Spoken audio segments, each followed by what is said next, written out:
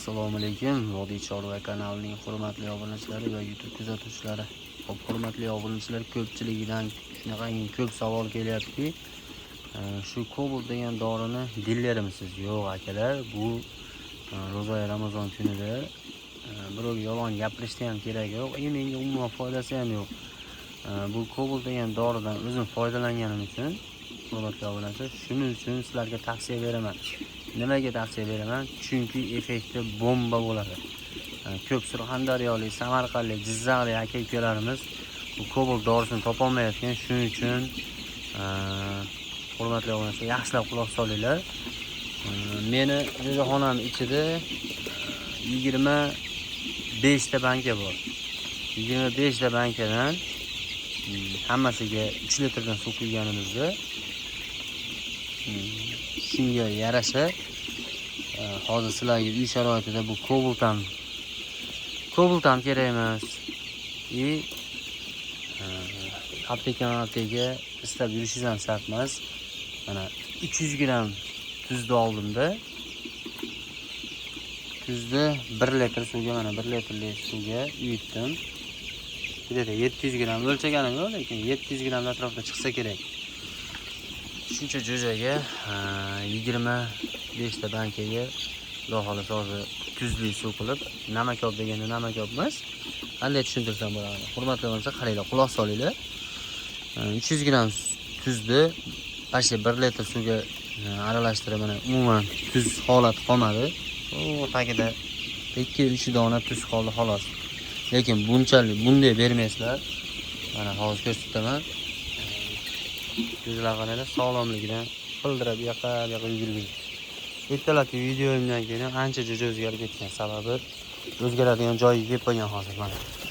Shu bankaga, shu tog'oraga suvni quyamiz hozir. Yerda 100 litrcha suv quyiladi unga. 100 litrdan ham oshiqroq. Suv quyilgandan keyin buni tuzli suvni aralashtiramiz. Polni bankaga berib yuboramiz. Shunaqa qilib uy sharoitida qilsanglar bo'ladi. Jo'jalarga qarab, misol jo'jalar 20 ta, 100 ta, 200 ta bo'ladigan bo'lsa, ozgina qoshiqchada 1 litrli bankaga uyutib, yaxshilab chayqab, bemalol jo'jalarga bersanglar bo'ladi. Где-то mana misol deylik, ichib ko'rasizda, o'zingiz yeydigan anaqa bor-ku. Misol tuzni ovqat sho'ri yeyolmaysiz, aniq. Tuzi kam ham yeyolmaysiz. Asha tuzi kam holatda qilib, jo'jangiz holatiga qarab bersiz bo'laveradi. Sizlarga uy sharoitida life hack bo'ladi. Buni bilganlar uchun prosta aniq bo'lib qoladi, nima desa bo'ladi.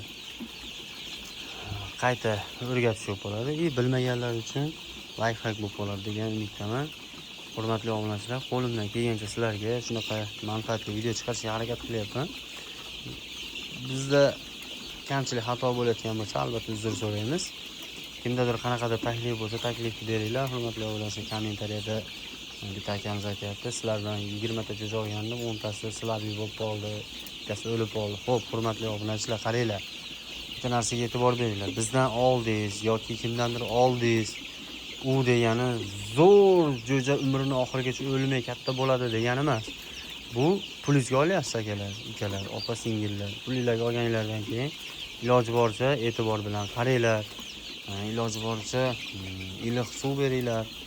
Aytilyapti kanalimizda har doim iloji boricha yaxshiroq qaranglar. Shundagina natija bo'ladi. Hurmatli obunachilar, bizdan oldingiz degani don bermasiz ham, suv bermasiz ham, yaxshi qaramasangiz ham, sovuqda tursa ham yaxshi katta bo'ladi degani emas, hurmatli obunachilar. Shunga e'tibor berib qo'yinglar. Bizdan o'tgan bo'lsa, albatta uzr so'raymiz.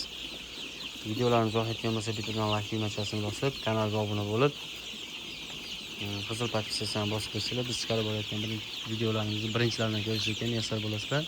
Keyingi videoda ko'rishguncha xayr, sog' bo'linglar, salomat bo'linglar. Sizlar bilan kanal Dardini Muhammad Ayub bo'ldi.